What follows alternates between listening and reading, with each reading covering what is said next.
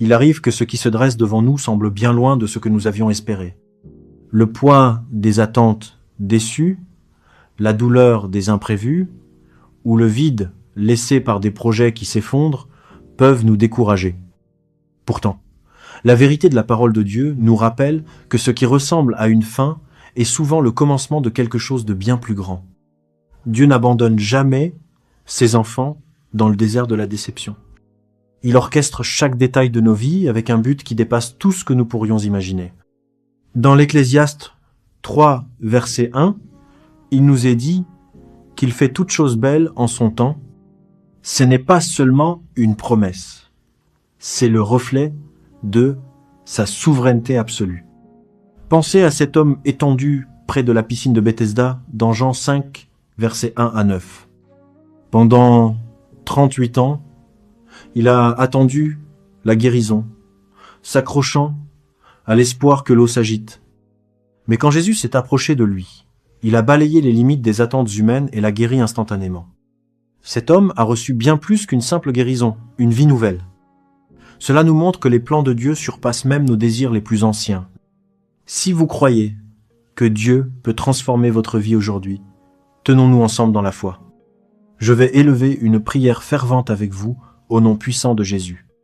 Restez donc avec moi jusqu'à la fin pour recevoir ces bénédictions. Explorons maintenant 3 raisons pour lesquelles Dieu a toujours quelque chose de meilleur pour vous. Premièrement, les projets de Dieu dépassent l'intelligence humaine.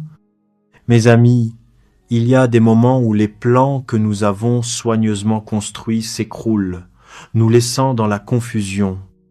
Nous nous demandons pourquoi les choses n'ont pas fonctionné. Pourquoi ces retards semblent éternels. Pourtant, Ésaïe 55, versets 8 et 9, déclare que ces pensées ne sont pas nos pensées et que ces voies sont bien plus élevées que les nôtres. Ce qui nous semble être un échec est peut-être la manière dont Dieu nous prépare à quelque chose d'inimaginable. Regardez l'histoire de Léa dans la Genèse 29, versets 31 à 35. Délaissée par Jacob, elle luttait contre le rejet. Chaque fils qu'elle mettait au monde était un espoir de gagner l'affection de son mari. Mais tout a changé à la naissance de Judas. Au lieu de chercher une validation humaine, elle a déclaré « Cette fois, je louerai l'Éternel ». À travers elle, Dieu a établi la lignée du Messie.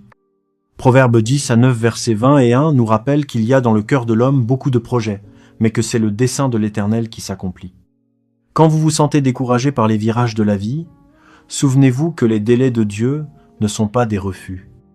Il aligne les circonstances pour créer quelque chose de grandiose. Deuxièmement, Dieu utilise les détours pour fortifier notre foi. Les imprévus peuvent être frustrants, pourtant. Romains 8, verset 28 nous assure que toute chose concourt au bien de ceux qui aiment Dieu.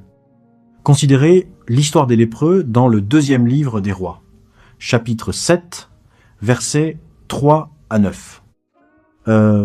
Exclus de la société, ils ont pris le risque d'aller vers le camp ennemi, pensant y trouver au moins un peu de nourriture. À leur grande surprise, le camp était désert et rempli de provisions. Dieu avait fait fuir l'ennemi. Ce qui semblait être un détour désespéré était en réalité une stratégie divine.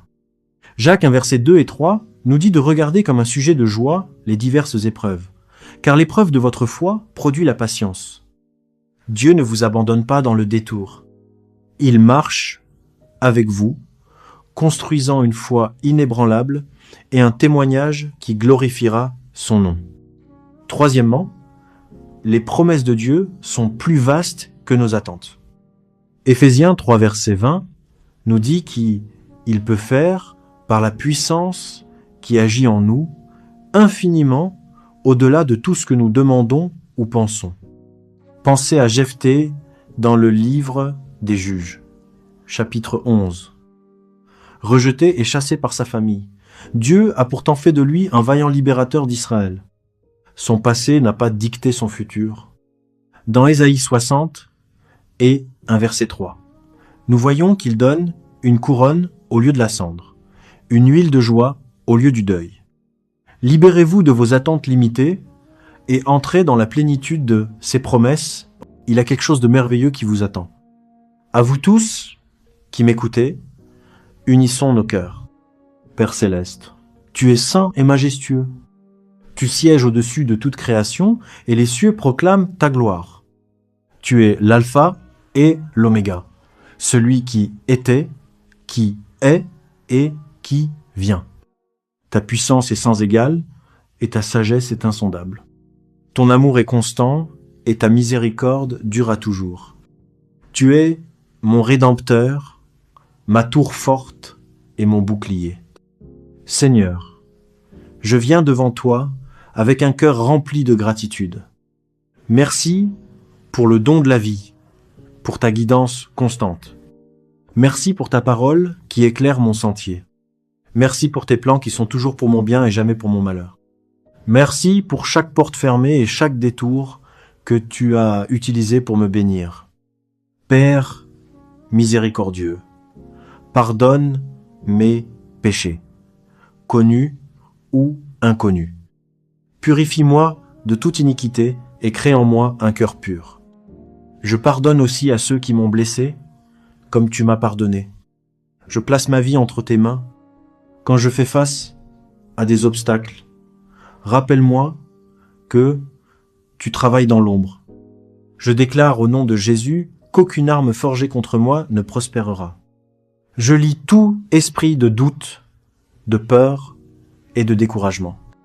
Je proclame la victoire sur chaque circonstance car tu as déjà gagné la bataille pour moi. Seigneur, je demande que tes bénédictions abondantes débordent dans ma vie, ma santé, ma famille et mes relations. Dieu puissant, protège-nous de chaque attaque de l'ennemi, visible ou invisible. Entoure-nous de tes anges. Que ta paix garde nos cœurs et nos pensées. En accord avec tous ceux qui écoutent en ce moment, nous déclarons que tu es le Dieu des meilleures choses, le Dieu qui transforme les cendres en beauté. Nous réclamons la guérison, la délivrance et la restauration au nom puissant de Jésus. Car c'est à toi qu'appartiennent le règne, la puissance et la gloire pour les siècles des siècles. Amen. Si cette prière a touché votre âme, écrivez Amen dans les commentaires. Je déclare que toutes les bénédictions de cette prière reposent maintenant sur vous au nom de Jésus. Partagez cette vidéo pour répandre l'Évangile. Et n'oubliez pas de vous abonner à notre chaîne. Laissez vos intentions de prière afin que nous puissions intercéder pour vous. Tenez ferme dans la foi. À Dieu soit toute la gloire. Que la grâce et la paix du Seigneur soient avec vous tous.